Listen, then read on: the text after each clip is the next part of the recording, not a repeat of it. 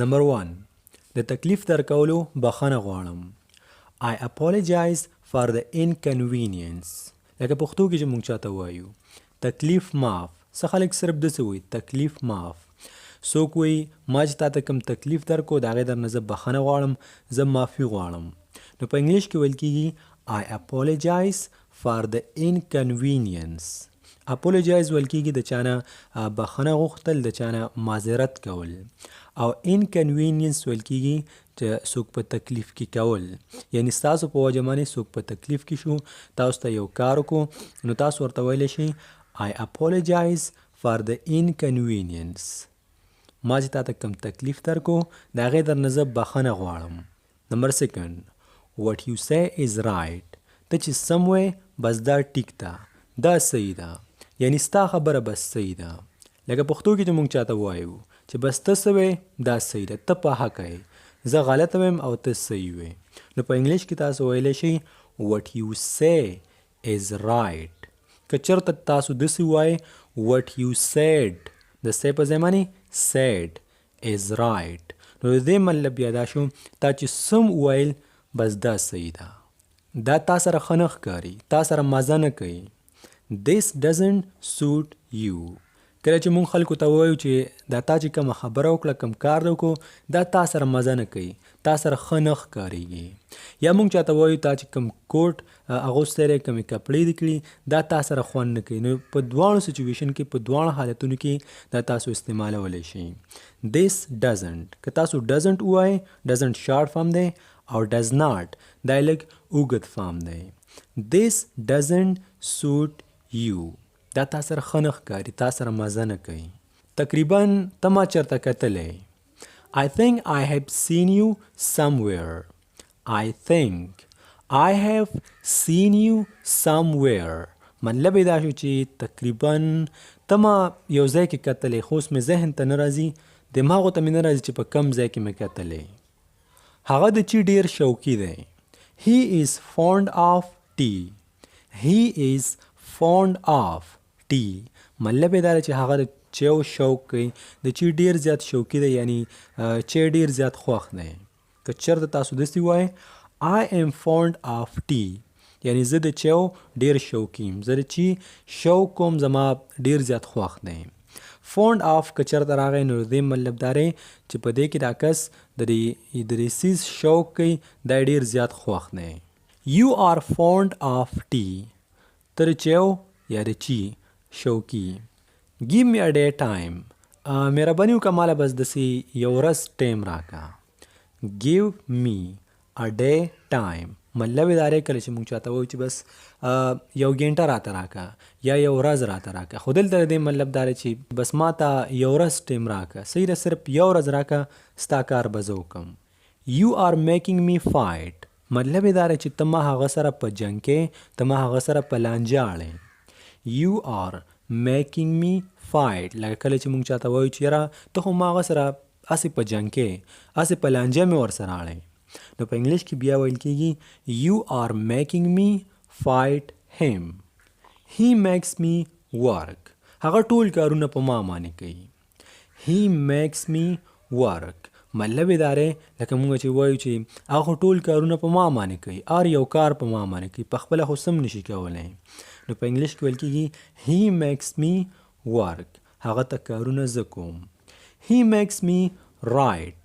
هغه خو ټول لیکل په ما باندې کوي، یعنی ټول کار په ما باندې لیکي، دا خطونه چې لیکي دا ټول ورته زه لیکم. پیل آف د پوټیټو ستاسو دپاره یو بل ډیر ضروري سنټینس. د پیل آف مطلب دی د یو څه نه پوستکی لرې کول، سپینول. لکه پښتو کې چې موږ چاته وایو دا پلانکی سیز سپین کا، آلو سپین کا، پیاز سپین کا، ټماټر. د دغه سپینولو دپاره د پوستکي دا چلکه نه ده، د دې لرې کولو دپاره دغه لفظ استعمالیږي پیل آف. او د دې سنټینس په مطلب باندې هم تاسو پوه شوي یاستئ. د دې مطلب دی چې آلو یا آلوګان سپین کا. پیل آف د پوټیټو. اوس د پوټیټو په ځای باندې تاسو آنین هم ویلی شئ. آنین ویل کېږي پیازو ته، او مطلب بیا دا شو چې پیاز سپین کا. پیل آف د آنین، پیاز سپین کا. اوس دا تاسو په هر ځای کې استعمالولی شئ، په کوم ځای کې چې تاسو سره دې ضرورت وي. I ask him to do that. هغه ته ما وویل چې دا کار وکړه. یعنی د دې کار د کولو هغه ته ما وویل. I asked him to do that. He earns a good salary. هغه خو ښه ډېرې پیسې ګټي. He earns a good salary. مطلب یې دا دی چې هغه ښه ډېرې پیسې ګټي. پښتو کې مونږ وایو که نه چې پلان کې مړه ښه ډېرې پیسې ګټي. نو په انګلیش کې ویل کېږي he earns a good salary. ارن ویل کېږي ګټلو ته او سیلري اصل کې ویل کېږي تنخوا ته. ګډ سیلري ښه تنخوا اخلي خو مطلب یې دا شو چې بس ښه پیسې ګټي. The phone is ringing. په موبایل باندې رنګ را روان دی. The phone is ringing. مطلب یې دا دی چې په موبایل باندې رنګ را روان دی څوک پې رنګ کوي.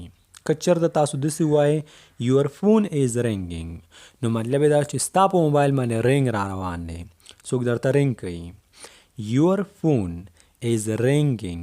دا فون مو وایئ دا ویل کېږي فون پی ایچ چې راشي دا اف آواز ورکوي فون. get in the car. ګاډي ته راوخیجه. get in the car مطلب یې څه دی چې ګاډي ته راوخیجه. get in چې کوم دی د دې مطلب دی دا یو فریزل ورب دی او مطلب یې دی ګاډي ته راختل یا یو بل څه ته راختل بس ته راختل. او د دې اپوزیټ الټه چې دی هغه دی get off. مطلب که چېرته د get in په ځای باندې تاسو ووایئ get off the car نو مطلب یې دی د ګاډي نه کوز شه. یا تاسو داسې ووایئ I got off the bus. زه د بس نه کوز شوم. He has a mild fever. د هغه داسې لږه لږه تبه ده. He has a mild fever. دا fever نه دی دا ویل کېږي fever او مطلب یې دا شو چې د هغه داسې لږه لږه هلکه تبه ده. mild د mild مطلب دی لږه لږه لکه پښتو کې چې مونږ وایو لږه لږه یعنی نارمل نه چې کمه وي او نه زیاته وي. He looks rich. هغه داسې مالداره ښکاري. He looks rich مطلب یې دا دی چې هغه داسې مالداره ښکاري. دا یو نیم کس داسې ډېر مالداره نه وي خو هسې خلکو ته داسې مالداره ښکاري. نو په دغه ټیم کې تاسو دا سنټنس استعمالولی شي. He looks rich. He lives next door to me. هغه بس مونږ سره خوا کې اوسېږي. کله چې زمونږ نه څوک پوښتنه وکړي چې ته پلان کې پیژنې نو مونږ ورته څه وایو کله او هغه زه بالکل پیژنم مونږ سره خوا کې اوسېږي خوا کې مونږ سره د هغې کور دی. نو په انګلیش کې ویل کېږي he lives next door to me. It has to be done. دا کار به کول غواړي. It has to be done مطلب یې څه دی کله چې مونږ وایو چې یاره دا پلان کې کار به کول غواړي دا به کوو ښه نو په انګلیش کې ویل کېږي it has to be done. He refused to cooperate. هغه د تعاون کولو نه انکار وکړو. هغه د مرستې کولو نه انکار وکړو. لکه فار ایگزامپل ستاسو د کلي جومات دی او تاسو په کلي کې یو مالداره کس ته ورشئ ورته ووایئ چې موږ د جومات جوړو او د دې لپاره څه پیسې پکار دي موږ سره تعاون وکړه. هغې ته ویل کېږي کوپریشن یا کوپریټ. کوپریشن نون دی او هغه تاسو او هغه د دې نه انکار وکړي نو په دې ټایم کې تاسو ویلی شئ he refused to cooperate. It's all yours. دا ټول ستا دی. It's all yours مطلب یې سره چې دا ټول ستا دی. yours مطلب یې دی ستا دی او دا چې کوم دی یو پوزیسیو پروناون دی. I am sorry I got a bit late. بخښنه غواړم په ما باندې لږ ناوخته شو. I am یا am sorry I have یا I've got a bit late. بخښنه غواړم په ما باندې لږ ناوخته شو. Hurry up otherwise you will miss the bus. زر کوه شابه ګینې بس به درنه لاړ شي. Hurry up مطلب یې سره زر کوه تادي کوه. otherwise د otherwise مطلب دی ګنې زر کوه ګینې دا پلان کې کار به وشي. You will miss the bus ګنې بس به درنه مس شي بس به درنه لاړ شي. I don't like tall talks. زما اوږدې خبرو سره نه لګي. یو نیم کس ډېرې غټې خبرې کوي اوږدې خبرې کوي نو مونږ وایو چې یاره زما داسې اوږدو کیسو سره نه لګي زما داسې غټو خبرو سره نه لګي نو مونږ وایو I don't like tall talks. I don't like tall talks زما اوږدې خبرې نه لګي. It will benefit none. دا به چاته فایده ورنکي، چاته به هیڅ فایده ورنکي. It will benefit none. دا به چاته فایده ورنکي. I am very strict in this matter. یاره زه په دې معامله کې ډیر زیات سخت یم. I am very strict. strict ویل کېږي سخته. یو داسې انسان ته چې هغه سخت وي، داسې نه چې وجود یې سخت وي، نور سخت وي. In this matter په دې معامله کې، یعنی په دې معامله کې خو زه ډیر زیات سخت یم. Go away from here. شابه د دې ځنه لرې ځه. Go away from here مطلب یې سره مطلب یې دا چې الې شابه د دې ځنه لرې ځه، خپې وباسه. Go away devil. اوس د دې مطلب دا چې شیطان مخ دې ورک شه. مونږ وایو که نه شیطان مخ دې ورک شه. په انګلیش کې تاسو ویلی شي Go away devil. Is this your final decision? آیا دا ستا اخیری فیصله ده؟ Is this your final decision مطلب یې دا چې آیا دا ستا اخیری فیصله ده. decision ویل کېږي فیصلې ته او final ویل کېږي اخیری ته. This is not a big deal for me. دا زما لپاره څه غټه خبره نه ده. This is not a big deal for me. دا زما لپاره څه غټه خبره نه ده. It is a big deal for me. یاره دا زما لپاره ډیره غټه خبره ده. تاسو ته به داسې نه ښکاري خو زما لپاره دا ډیره غټه خبره ده. This is a big deal for me. Did you recognize him? آیا هغه دې وپېژندو؟ دا څوک و؟ او دې پېژندو؟ Did you recognize him مطلب یې سره چې آیا تا دا کس وپېژندو؟ His intention is not good. د هغې ارادې د هغې نیت داسې صحیح نه دی. د هغې نیت ما ته ګوره داسې صحیح نه ښکاري. His intention is not good.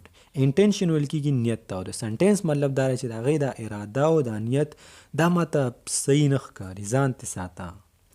This is indeed a good news. دا واقعي یو ډېر ښه خبر دی. This is indeed a good news مطلب یې دا دی چې واقعي چې دا یو ډېر ښه خبر دی. It's getting dark. تیاره کېږي. ماښام دی او تیاره را روانه. تاسو چاته داسې ویل غواړئ چې بس دا شپه په سر را روانه ده، تیاره کېږي، راځه چې ځو. It's getting dark. dark ویل کېږي تیارې ته. He talks strange. هغه داسې عجیبه خبرې کوي. He talks strange. strange ویل کېږي عجیبه ته او د سنټینس مطلب دا دی چې هغه داسې عجیبه خبرې کوي. Get hold of yourself. ځان کابو کا، ځان لږ کنټرول کا. Get hold of yourself. yourself مطلب دی خپل ځان او د hold مطلب دی نیول. خو د سنټینس مطلب دا شو چې خپل ځان کابو کا، په ځان باندې لږ کابو کا. راته څه کې I will expose him. هغه به زه بېنقاب کوم. I will expose him. هغه به زه بېنقاب کوم. د expose مطلب دی د چا نه پرده اوچتول او د سنټینس هم دا مطلب شو چې بس د هغه نه به زه پرده اوچتوم. دغه چې کوم دا رازونه دي که نه دا به زه میدان ته راوړم. This is out of my control. یاره دا زما د کابو نه بار دی. This is out of my control. دا زما د کابو نه بهر دی. کنټرول ویل کېږي قابو ته. How is your study going on? سبقونه دې څنګه روان دي؟ How is your study going on? کله چې موږ یو مشر وګوري په خپل فیملی کې یا بل څه کې نو راته وایي ښه وایه که نه سبقونه دې کوم ځای ته ورسول څنګه روان دي. نو په انګلیش کې که چېرته تاسو داسې ویل غواړئ بیا تاسو ویلی شئ How is your study going on? سبقونه دې څنګه روان دي؟ He was very surprised. هغه ډیر زیات حیران و. He was very surprised. هغه ډیر زیات حیران و. که چېرته داسې ویل غواړئ چې هغه به ډیر زیات حیران شي بیا داسې وایئ He will be very surprised.